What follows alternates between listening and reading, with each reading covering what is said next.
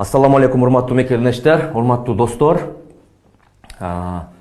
Биринчиден Курбан айтыңыздар маарек болсун. Өлкөбүздө дайым тынчтык болсун, аманчылык болсун. Ар дайым жакшылыкта, эсенчиликте көрүшөлү. Чынында мен акыркы 5 жыл, тагыраак айтсам ушул 5 жыл коомчулук менен байланышпай кеттим. Анын бир нече себептери бар. Аны шашпай түшүндүрүп берем. Азыр мына мен кыска бир кайрылуу жасап коеюн деп чечтим. Анын бир эки себеби бар. Анын биринчиси мына жакында эле социалдык түйүндөрдө Ахматбек Келдибеков президенттикке коет. Анан бизди ошол Ахматбек Келдибековдун президенттигин колдойт дегендей пост жарыяланыптыр. Бул жалган. Мен Ахматбек Келдибековду колдомок турсун, аны көрбөгөнүмө 3 жыл болду. Мындай сүйлөшүү болмок турсун, көрүшпөгөнүбүзгө 3 жыл болуптур.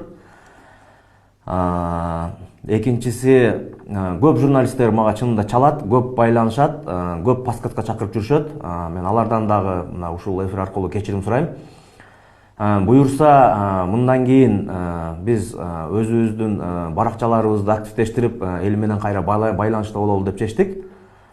Анан экинчи маселе боюнча, менден мына ушул 75-чилердин иши боюнча мындай көп журналисттер, карапайым катардагы адамдар дагы көп сурайт. Эми биз баягы саясатчы болгон үчүн бизден саясий оюбузга адамдар көп кызыгат экен. Бул иш боюнча мен билишимче тергөө бүттү. Азыр сотко өтүп, сот иштери уланып жатат. Мен мына жакында эле ушул 1-май сотундагы сот процессине келген Шакиевтердин сүйлөгөнүн угуп калдым. Алар биз билген эмеспиз, көргөн эмеспиз деп ууру өлгөнчө уурдап, тойгончо уурдап, өлгөнчө карганат деп коет эмеспи? Анысыңар мындай эми мындай катардагы жогорку кеңештин кароолчусу болсо бир жөндө, мен билген жокмун, көрбөдүм деп айтып койгонгочу. Анан жогорку кеңештин төрагасы болуп туруп эми уят эмеспи ошентип айтканычы. Мен ооба көргөм, уюштургам, ишке ашпай калды, кечирип койгула, мен күнөөлүүмүн деп эле айтып койсом болот эми буягычы. Кылгандан кийин саясатчы жоопкерчиликти ала билиш керек. Анан эми түрмөгө кирбеген эч ким калган жок го, баарыбыз бирден кирип чыктык. Эми буларда да кезек, шашпай кирип чыккыла дегендейчи. Анан булар эми чынында катты алды да, алганы чын.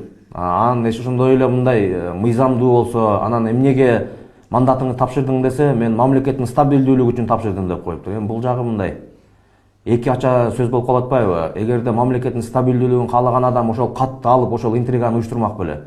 Анысы аз келген суал Зулушуп жетет деген комитетке өткөрүп берип коюптур. Анан эми анысы дагы азыр мына сот чечет дегенге өтүп алыптыр.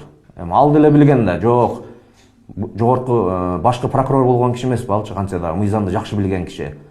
Жок, мыйзам боюнча мен комитетке ала албайт экенмин, силер биринчи конституциялык сотко арыздангыла, анан ошол жактан карап көрөлү, ошолор чечсин деп койсо болмок да. Анан эми ишке ашпай калгандан кийин жок деп, эгер ишке ашып кеткенде Ташиевдин оң колу, сол колу экөө жыргалып азыр мындай бар жокту бөлүштүрүп аткан болмок да. Ошондуктан эми аз бул жактан мен көп мындай деталдарга киришпей эле коеюн. Мен мына ушул биз баягы социалдык түйүндөрдү көп колдонбогон үчүн биздин атыбыздан ар нерсе томпу чыгып, биздин атыбыздан ар кайсы командаларга кошо бергендер көбөйүп кетиптир. Биз мындан кийин сиздер менен тынымсыз түз байланышта бололу деп чечтик. Биздин чынында биздин айта турган сөздөрүбүз көп. Бул саясатчы үчүн 5 жыл деген тыныгуу өтө чоң. Мен көп нерселерге эретөрө берчү эмесмин, бирок мындай биз айта турган сөздөр көп экен. Аны ар кайсы саясий топтор эмес, мен өзүм эле айтайын. Кааласаңыздар мындай жакын күндөрдө бир подкаст уюштуруп, бир кенен дагы байланышалы. Буюрса азыр биз мына социалдык баракчаларыбызды дагы активдештирели деп чечим кабыл алып атабыз. Урматтуу достор, ар дайым жакшылыкта көрүшөлү, аманчылыкта көрүшөлү, аман болуңуздар.